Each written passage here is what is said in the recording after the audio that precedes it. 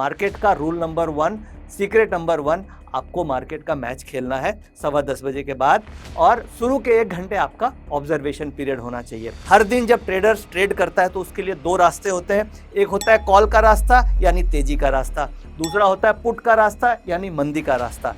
तो सबसे इंपॉर्टेंट होता है कि हमें ये डिसाइड करना है कि हमें कौन से रास्ते पे आज के दिन चलना है। तो आपको देखना है कि पीसीआर रेशियो ग्रेटर देन 1 है या लेस देन 1 है। कुल मिला के जब आप इंट्राडे ऑप्शन ट्रेड कर रहे हैं तो सबसे ज्यादा इंपॉर्टेंट होती है कि आप एंट्री किस लेवल पे करते हैं। आपके मन में सवाल है कि क्या आप 25,000 से ऑप्शन ट्रेडिंग कर सकते हैं? बिल्कुल कर सकते हैं, बट यहाँ पे रिस्क मैनेजमेंट क्या होगा।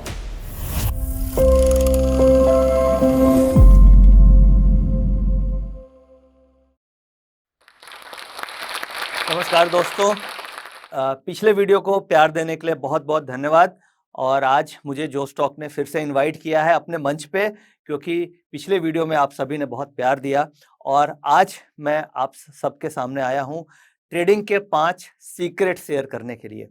इंट्राडे ऑप्शन ट्रेडिंग सभी करना चाहते हैं, इंट्राडे ऑप्शंस में सभी प्रॉफिट बनाना चाहते हैं। तो मैं आज आप सभी के साथ इस मंच के माध्यम से क्या मेरी सीक्रेट 5 ऐसी टेक्निक्स है जिसके ऊपर मैं निफ्टी के निशानेबाज के नाम से जाना जाता हूं, जिसके बेसिस पे मैं हर दिन आप सभी को ट्रेड रिकमेंडेशन देता हूं। तो सीक्रेट नंबर 1, हम यहां बात कर रहे हैं इंट्राडे ऑप्शंस बाइंग की। और सीक्रेट नंबर 1 ये है कि मार्केट खुलती है 9:15 पे और आपको ट्रेड लेना है 10:15 के बाद, यानी कि सुबह मार्केट का 1 घंटा आपका ऑब्जर्वेशन पीरियड होना चाहिए। जनरली जो ट्रेडर्स हैं वो गलती क्या करते हैं, सुबह 9:15 बजे मार्केट खुली, फटाफट उन्होंने ट्रेड लगाना चालू कर दिया और मार्केट का डेटा उस समय होता है इमेच्योर। क्योंकि जब कभी कोई मैच हो रहा है तो शुरू में आप कैसे प्रेडिक्ट कर सकते हो कि मार्केट में मैच कौन जीतेगा? जब तक 3-4 ओवर नहीं होंगे आपको ये समझ में नहीं आएगी कि रन्स कौन बना रहा है और कौन सा प्लेयर, कौन सी टीम कैसे खेल रही है।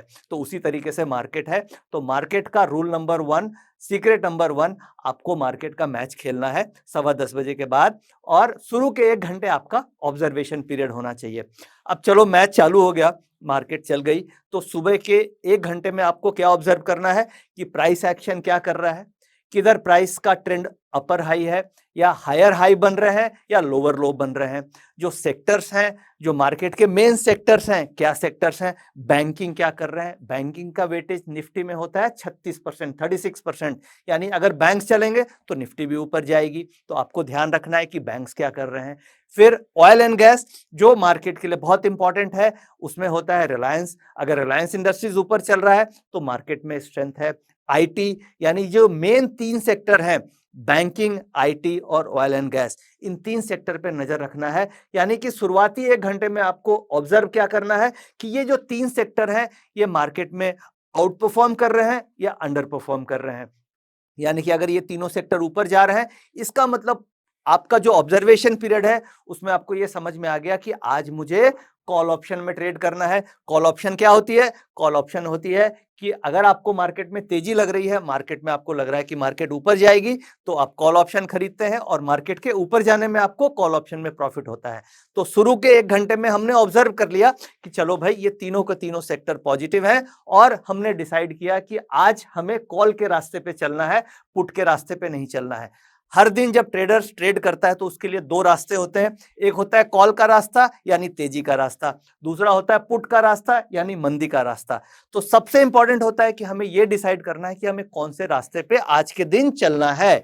तो ऑब्जर्वेशन पीरियड में जो मेरी स्ट्रेटजी होती है, हम शुरू के 1 घंटे में यह डिसाइड करते हैं कि आज मुझे चलना किधर है, कॉल की तरफ या पुट की तरफ। तो चलो हमारा ये प्रॉब्लम सॉल्व हो गया।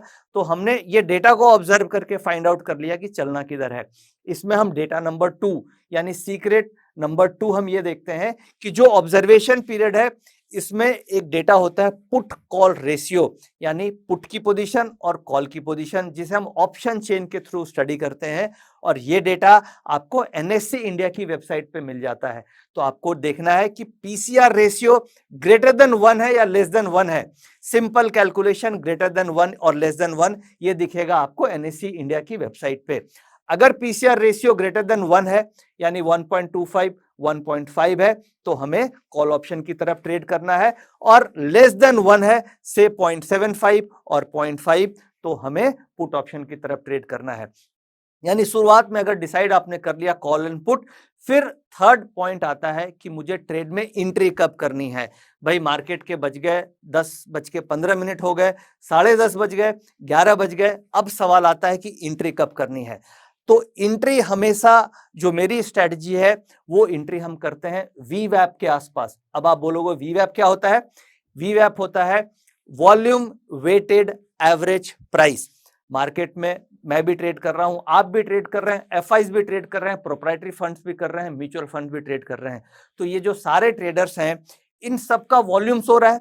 भाई मैं एज अ रिटेल प्लेयर हो सकता है छोटे लॉट्स का काम कर रहा हूं, एक एफआईज है जो बड़े लॉट्स का काम कर रहा है।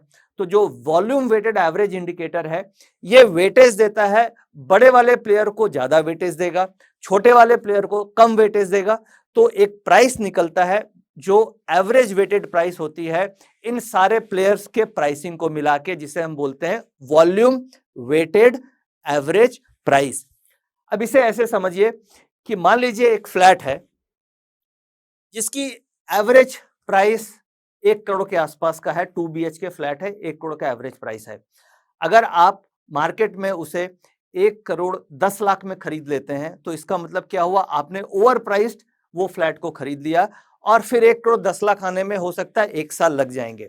बट जब आप ऑप्शन ट्रेडिंग कर रहे हैं और अगर आप कोई भी चीज ओवर प्राइस खरीदेंगे तो टाइम वैल्यू डिके होने के कारण आपको नुकसान हो सकता है। यानी कि ऑप्शंस हमेशा कहां पे खरीदनी चाहिए? अपने एवरेज के आसपास खरीदनी चाहिए, which is a volume weighted average price. तो यहां पे सीक्रेट नंबर 2 क्या हो गया? सीक्रेट नंबर 2 ये हुआ कि ऑप्शन ट्रेडिंग में हमें डिसिप्लिन के साथ, पेशेंस के साथ हमेशा वेट करते रहना चाहिए कि जब भी प्राइस मेरे पास खुद आए, मेरे वेटेड एवरेज के आसपास, तभी मैं एंट्री करूं। और अगर वो वीवैप से दूर चल रहा है तो उस केस में आपको ऑप्शंस में एंट्री नहीं करनी है। यानी गेम ऑफ पेशेंस है, गेम ऑफ कंट्रोल है, और ये ट्रेड आपको हमेशा आपके पास आता है और हर दिन आपको मौका मिलेगा जब प्राइस घूम के आपके वीवैप के आसपास आएगा। तो अभी तक हमने 3 रूल्स के बारे में बात करी। एक तो डेटा ऑब्जर्वेशन पीरियड, यानी कि आपको सुबह मार्केट खुलने के बाद 1 घंटे डेटा को ऑब्जर्व करना है, rule number 1। Rule number 2, entry आपको वीवैप के आसपास करनी है जहां पे वीवैप है। रूल नंबर 3, पीसीआर डेटा को ऑब्जर्व करना है कि पीसीआर डेटा ग्रेटर देन 1 है या लेस देन 1 है। रूल नंबर 4 आता है कि आपको स्टॉप लॉस क्या रखना है, क्योंकि आप ऑलरेडी ट्रेड में एंट्री कर चुके हैं। जब आप ट्रेड में एंट्री कर चुके हैं तो आपको फिर रिस्क मैनेजमेंट और प्रॉफिट बुकिंग और स्टॉप लॉस पे ध्यान देना है। यानी अगर आप वीवैप पे एंट्री कर रहे हैं तो आपका स्टॉप लॉस होना चाहिए डे लो के आसपास। क्यों डे लो के आसपास होना चाहिए? क्योंकि अगर आप वीवैप के आसपास एंट्री कर रहे हैं और मार्केट का ट्रेंड अगर पॉजिटिव है और ट्रेंड आपने निकाला सुबह के 1 घंटे को डेटा को देख करके, तो उस केस में डे लो के स्टॉप लॉस लगने की प्रोबेबिलिटी बहुत ही कम होती है। और ये मैं अपने पिछले 20 साल के एक्सपीरियंस के हिसाब से और ऑल बैक टेस्टिंग के हिसाब से आपको ये कंक्लूजन बताने की कोशिश कर रहा हूं कि अगर आप वीवैप के आसपास एंट्री कर रहे हैं, अगर आप पीसीआर डेटा ग्रेटर देन 1 है कॉल ऑप्शन में एंट्री कर रहे हैं, अगर आप 1 घंटे के डेटा को ऑब्जर्व करके एंट्री कर रहे हैं, तो आपका स्टॉप लॉस डे लो के आसपास होगा, जो निफ्टी फ्यूचर के प्राइस के हिसाब से बनता है। अब टारगेट क्या रखेंगे? टारगेट रखने के लिए 1:2 का टारगेट हम इंट्राडे में लेके चलते हैं। यानी कि अगर आप मान लीजिए आपका स्टॉप लॉस सपोज कीजिए 100 रुपए में आपने कॉल ऑप्शन खरीदी, उसका डे लो के हिसाब से आपका स्टॉप लॉस बनता है 80 रुपीज का, यानी आपका 20 रुपीज का स्टॉप लॉस बना। तो आपका फर्स्ट टारगेट 1.5 यानी कि 20 इंटू 1.5 30 रुपीज का होना चाहिए, और सेकेंड टारगेट 1:2 यानी कि 40 रुपीज का होना चाहिए। अब थियोरेटिकली आपने कई बार पढ़ा होगा कि टारगेट हमेशा 1:2 का रखना चाहिए, बट प्रैक्टिकली क्या होता है कि जो ऑप्शंस होते हैं उसमें टाइम वैल्यू डिके होती है। तो टाइम वैल्यू डिके होने के कारण हम इंट्राडे में ऑप्शंस के टारगेट 1:2 का नहीं रखते हैं। जनरली 1:1.5 का टारगेट बहुत ही सुटेबल टारगेट माना जाता है। तो कुल मिला के जब आप इंट्राडे ऑप्शन ट्रेड कर रहे हैं तो सबसे ज्यादा इंपॉर्टेंट होती है कि आप एंट्री किस लेवल पे करते हैं। अगर आप रनिंग मार्केट में एंट्री करेंगे तो आपका रिस्क ज्यादा होगा, आपको एंट्री हमेशा वीवैप के आसपास करनी है। तो ये तो हो गए अपने 5 रूल, कब ट्रेड लेना है, किस समय एंट्री करनी है, कैसे प्रॉफिट बुक करना है, और क्या मेरे स्टॉप लॉस होने चाहिए। अब मैं आता हूं कि क्या मेन मिस्टेक्स, क्या गलतियां यहाँ पे ऑप्शन बायर कर देते हैं। तो गलती नंबर 1, मिस्टेक नंबर 1, आप हमेशा रनिंग मार्केट में ट्रेड लेने की कोशिश करते हैं। आप हमेशा कई बार ओवर लिवरेजिंग पोजीशंस कर देते हैं। यानी कि अगर आप ऑप्शन ट्रेड कर रहे हैं और मान लीजिए मैं ये मान के चलता हूं कि आप 50,000 के कैपिटल से आप ट्रेडिंग स्टार्ट करते हैं। अब आपके मन में सवाल होगा कि 50,000 के कैपिटल से मैं कितना ट्रेड कर सकता हूं, या आपके पास 50,000 भी नहीं, चलो 25,000 का कैपिटल है और आपके मन में सवाल है कि क्या आप 25,000 से ऑप्शन ट्रेडिंग कर सकते हैं? बिल्कुल कर सकते हैं, बट यहां पे रिस्क मैनेजमेंट क्या होगा कि 25,000 के कैपिटल पे मैक्सिमम आप एक लॉट पे ही स्टार्ट कीजिए, न कि आप 25,000 पे 4-5 लॉट ट्रेडिंग करें, जिसे हम बोलते हैं ओवर लिवरेजिंग। तो मिस्टेक नंबर 1, आपको ओवर लिवरेजिंग नहीं करनी है। अगर आपके पास 1 लाख का फंड है तो आप मैक्सिमम 4 लॉट में ट्रेड कीजिए ताकि आप रिस्क को मैनेज कर पाए। दूसरी लर्निंग, अगर आप निफ्टी ऑप्शंस ट्रेड कर रहे हैं तो ऑप्शंस को हमें कभी भी ओवरनाइट कैरी नहीं करना चाहिए। यानी आज ट्रेड कीजिए ऑप्शंस और आज ही स्क्वायर ऑफ कर दीजिए अगर आप नेकेड ऑप्शंस कर रहे हैं। इसका प्रॉब्लम ऑप्शंस में सबसे बड़ी प्रॉब्लम क्या होती है कि option is a perishable asset, यानी कि ऑप्शंस की जो लाइफ होती है वो केवल 5 दिनों की होती है, वीकली ऑप्शंस की लाइफ, और हर दिन इसके टाइम वैल्यू डिके होते हैं, क्योंकि ऑप्शंस में जो टाइम वैल्यू होती है वो समय के साथ डिके होती चली जाती है।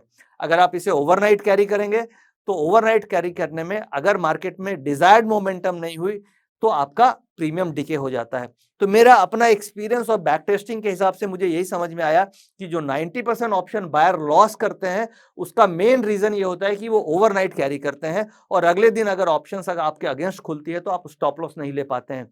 तो की लर्निंग यही है कि ऑप्शंस आप केवल इंट्राडे कीजिए, और अगर आप ओवरनाइट कैरी करना चाहते हैं तो उस केस में आप हेजिंग स्ट्रेटजी कर सकते हैं, जैसे बुल स्प्रेड्स हो गई, बियर स्प्रेड्स हो गई, या जो भी हेज स्ट्रेटजी आप कैरी कर सकते हैं। तीसरी लर्निंग, स्टॉप लॉस जब भी आपका हिट हो रहा है तो आपको पोजीशंस काट के निकलनी है। कभी भी ऑप्शंस में हमें एवरेजिंग नहीं करनी चाहिए। बहुत सारे रिटेलर्स ट्रेडर्स गलती ये करते हैं कि लॉस में वो और एवरेज आउट कर लेते हैं, ताकि उनको ऐसा लगता है कि नीचे प्राइस मिल रहा है, मैं इसे एवरेज आउट कर लेता हूं और फिर ऊपर बेच दूंगा। बट जो चीज गिर रही है पॉसिबिलिटी है कि वो और गिर सकती है, इसलिए ऑप्शन में आपको कभी भी अपनी पोजीशंस को एवरेज आउट नहीं करना चाहिए। अगर आपका लॉस हो रहा है आप लॉस बुक करके निकल सकते हैं। चौथा बहुत इंपॉर्टेंट, ऑप्शन ट्रेडिंग कभी भी लोन लेके मत कीजिए। आप अपना जो आपके पास सरप्लस कैपिटल है, आप ऑप्शन ट्रेडिंग केवल अपने सरप्लस कैपिटल से कीजिए, ताकि अगर किसी दिन नुकसान भी हो जाए तो आपके ऊपर बहुत बड़ा बर्डन नहीं आ जाए। कुल मिला के समरी यही है कि ऑप्शन ट्रेडिंग से पैसा बनाया जा सकता है, बिल्कुल बनाया जा सकता है, बट आपका अप्रोच डेटा ड्रिवन होना चाहिए, लॉजिकल होना चाहिए और प्रॉपर रिस्क मैनेजमेंट के साथ काम करना चाहिए, तो आप ऑप्शन में प्रॉफिट बना सकते हैं। Thank you very much. जो स्टॉक को भी बहुत बहुत धन्यवाद जो आपने मुझे फिर से आज ये मंच प्रोवाइड किया, अपने जो सीक्रेट्स है, जो ट्रेडिंग सीक्रेट्स है, जो मेरे रूल्स हैं, वो आप सभी व्यूअर्स के साथ शेयर करने के लिए। Thank you very much. नमस्कार।